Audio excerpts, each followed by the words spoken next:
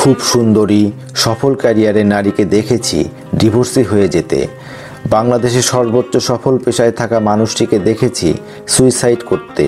অতি সুখী দম্পতিকে দেখেছি নিঃসন্তান থেকে যেতে শত চেষ্টার পরেও। খুব পশ ফ্যামিলির উচ্চশিক্ষিত সুন্দরী তরুণীকে দেখেছি বয়স 40-এর কোটায় চলে গেলেও পার্টনার না খুঁজে পেতে। একদম ফার্স্ট গার্ল মেয়েটাকে দেখেছি একদম হাউসওয়াইফ হয়ে থাকা ডিপ্রেশন বুকে নিয়ে বেড়াতে। আবার অতি ব্যাকবেঞ্চার মানুষটিকে অনেক সময় দেখেছি সাফল্যের চূড়ায় উঠতে। আবার অতি কুৎসিত মেয়েটিরও দেখেছি অত্যন্ত ভালো পার্টনার এসেছে জীবনে।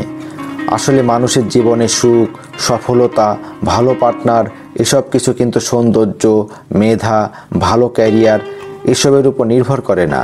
একসময় সবচেয়ে পিছিয়ে যাওয়া মানুষটি এগিয়ে যেতে পারে, আবার সবচেয়ে এগিয়ে থাকা মানুষটিও দিন শেষে ব্যর্থ হতে পারে। বিসিএস হয়ে যাওয়া মানেই এই না সেই সবচেয়ে সফল ব্যক্তি। সবচেয়ে সুন্দরী হওয়া মানেই এই না সেই সবচেয়ে ভালো পার্টনার পাবে। ফার্স্ট গার্ল থাকা মানে এই না সেই সবচেয়ে ভালো চাকরি পাবে। জীবনের এই প্যারামিটারগুলো আমরা ফিক্সড করতে চাই, কিন্তু আমরা জানি না এই ফিক্সড করার ক্ষমতা আমাদের হাতে নেই, কারণ আল্লাহ পাকই সর্বোত্তম পরিকল্পনাকারী।